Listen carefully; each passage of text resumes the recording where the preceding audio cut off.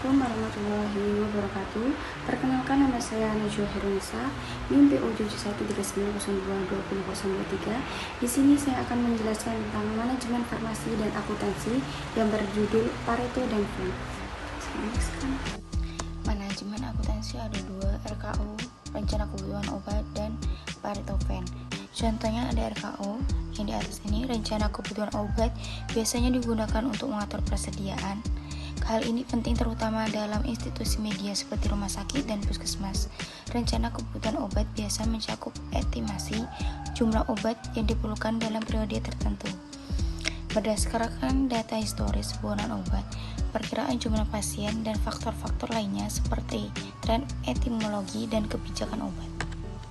Stok optimum adalah stok obat yang diserahkan kepada unit pelayanan agar tidak mengalami kekosongan atau kekurangan. Cara menghitung stok optimum, SO sama dengan SWK tambah SWT tambah BS. Keterangan: SK, stok kerja, stok periode jalan. SWK, stok waktu kosong, jumlah yang dibutuhkan untuk kekosongan obat. SWT, stok waktu tunggu, waktu yang diperlukan dari mulai penerimaan sampai obat diterima. BS, buffer stok atau pengaman, jumlah stok yang disediakan untuk mencegah terjadinya suatu hal yang tak terduga, misalnya karena keterlambatan penerimaan. Proses perencanaan dan pengadaan obat. 1. Puskesmas merencanakan obat per tahun dari permintaan triwulan yang digabung, lalu direkap oleh instalasi farmasi. 2. Instalasi farmasi merekap kebutuhan obat dari seluruh puskesmas, kabupaten, atau kota. 3. Instalasi farmasi akan menghitung rata-rata pemakaian puskesmas dari LP/LPO atau rata-rata pemakaian per tahun, kabupaten, atau kota. 4. Merekap dari bulan Januari sampai Desember. Rata-rata itu disebut dengan rata-rata per tahun, kabupaten, atau kota, LP/LPO pusat. Selanjutnya, proses perencanaan dan pengadaan obat. 5. Setelah itu, rata-rata pemakaian 18 kali, dapatlah RKO kabupaten atau kota. Nomor 6. RKO yang di kabupaten atau kota dapat dirapatkan di provinsi. Setelah masing-masing kabupaten mempresentasikan, di dalam presentasi terjadi perdebatan. Nomor 7. Kabupaten setelah dirapatkan dapat RKO provinsi. Setelah itu dibawa ke nasional.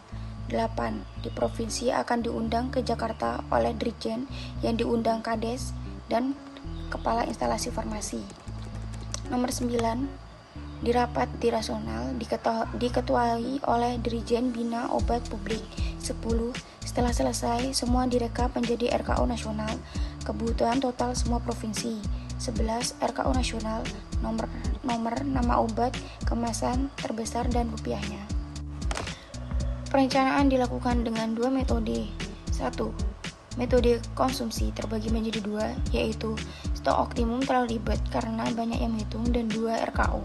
2. Morbiditas menggunakan prinsip dengan melihat kasus penyakit. Contoh Pareto dan Venn obat seperti di bawah ini. Selanjutnya, pendanaan obat. 1. Dirjen Farmasi mengundang pabrik farmasi, contohnya Kimia Farma dan Indofarma.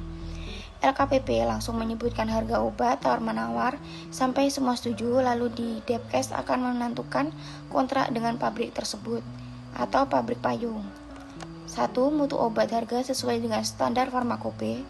2. Kontrak tersebut digunakan untuk menjamin kualitas dan ketersediaan obat. Dan 3. Pabrik akan selalu produksi setelah siap produksi dimasukkan ke dalam IKPP. Selanjutnya, Pareto dan Venn. Pareto, pengelompokan berdasarkan jumlah biaya, persentase biaya terbesar, persen sama dengan rupiah per item atau jumlah keseluruhan kali 100%. Pengelompokan barang yang menyerap persentase terbesar. A. Kelompok jenis obat yang penyerapan dananya sekitar 70%,